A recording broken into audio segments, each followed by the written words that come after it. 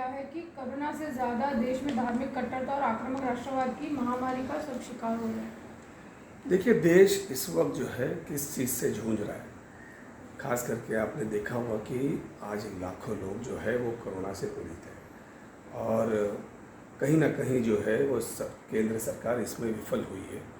अब अपनी विफलता छुपाने के लिए वो इस तरीके के एजेंडा हमेशा लाते रही है। आज बेरोज़गारी जो है वो उरूज पे है, यानी लगभग हर दिन हज़ारों लोगों की नौकरियां जा रही है। कई इंडस्ट्रियल यूनिट जो हज़ारों लोगों को नौकरियां देते थे वो बंद पड़ी हुई है या बंद होने जा रही है। आप देख सकते हैं कि जो छोटे छोटे व्यवसाय करने वाले लोग थे वो सारी फैक्ट्रियां बंद हो रही है। इकोनॉमी इतनी बुरी तरह से पिट गई है कि मेरे ख्याल से जो छोटे मोटे देश नेपाल बांग्लादेश जैसे थे वो भी हमारे से आगे निकल रहे। ये सारी चीज़ों को छुपाने के लिए, देश का ध्यान भटकाने के लिए, एक दूसरे से लड़ाने के लिए ये इस तरीके से कभी ट्रिपल तलाक लाते, कभी लव जिहाद लाते। मुझे एक ही प्रश्न उनसे पूछना है कि कौन सा देश आपस में एक दूसरे में नफरत फैला के तरक्की कर सकता है? कौन सा देश जो पड़ोसी देश जो होते हैं उनके साथ अपने रिश्ते खराब करके आज हिंदुस्तान का ये जो देश है या हिंदुस्तान में जो गवर्नमेंट है, पड़ोस के एक भी जो देश है उनके साथ रिश्ते अच्छे नहीं है। चाहे नेपाल हो, चाहे बर्मा हो, चाहे पाकिस्तान हो, चाहे चाइना हो, जितने भी अपने सराउंडिंग देश हैं उनमें से किसी के साथ भी रिश्ता अच्छा नहीं है। ऐसे में देश कभी मजबूत नहीं हो सकता। मुझे लगता है कि भारतीय जनता पार्टी को अटल बिहारी वाजपेयी जी का भाषण सुनना चाहिए, उनके सोच समझना चाहिए कि देश किस तरीके से मजबूत होता है। इस तरीके से नफरत करके या नफरत फैला के मुझे लगता नहीं देश मजबूत होगा।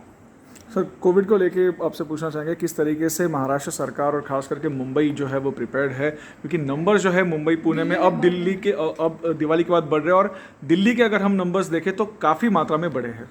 देखिए, शुरुआत में आपने देखा होगा कि भारतीय जनता पार्टी जो है इस महाराष्ट्र और मुंबई शहर में इस तरीके के आंदोलन ले लेके आ रही थी जो गलतियां दिल्ली ने की थी। दिल्ली ने अपने सारे मॉल्स खोल दिए थे, दिल्ली ने अपने सारे सिनेमाघर खोल दिए थे, दिल्ली ने जो है अपने सारी धार्मिक स्थलों को खोल दिया था और ऐसा लग रहा था कि कोरोना ख़त्म हो गया। महाराष्ट्र ने ऐसी गलती नहीं हुई, महाराष्ट्र दबाव में भी नहीं आई। आपने देखा होगा कि हमने हर चीज़ को सोच के समझ के काम किया और सबसे ज़्यादा जो पेशेंट्स थे मुंबई शहर के अंदर, इस देश के अंदर, आज सबसे कम हो गए। हमारे देश में सबसे पहला आपने देखा हो कि हमने जो मेकशिफ्ट हॉस्पिटल तैयार किया और उसका जो कौतुक है, उसकी जो सराहना है, वो ICMR हमारे देश ने तो की। इंटरनेशनल दर्जे पे भी किस तरीके से पैरामीटर यूज़ होना चाहिए वो मुंबई का लोगों ने उदाहरण दिया। और आने वाले दिनों में भी हमने हमारे कोई भी जो हॉस्पिटल तैयार किए थे हमने उसको डिसमेंट नहीं किया, हमने अपनी पूरी तैयारी रखी है। लेकिन हमारी नज़र अब बाकी के राज्यों और शहरों पे पूरी तरीके से है। आज देखिए कि बाकी के राज्यों ने जो स्कूल शुरू किया था आज बंद हो गया। आज गुजरात के अंदर आप देखिए, गुजरात लॉकडाउन में चल रहा है। अब लॉकडाउन में चल रहा है और उनके ऊपर प्रश्न ना उठे, इसलिए इस तरीके की बातें बेबुनियाद लाते हैं लोगों के सामने। मुझे लगता है कि मुंबई जो है वो पूरी तरीके से वापस कोरोना ना बढ़े उसके लिए तैयार है। और आप देख सकते हैं कि हमारी जितनी फैसिलिटीज़ हमने बनाई थी वो उसी तरीके से इंटैक्ट है। सब पर जो मुंबई दिल्ली ट्रेन होगी या मुंबई दिल्ली विमान सेवा है वो क्या हम सोमवार से बंद करने जाएंगे थोड़ी टाइम के लिए? देखिए, बंद करना है या कौन सी SOP लाना है या किस तरीके से काम करना है।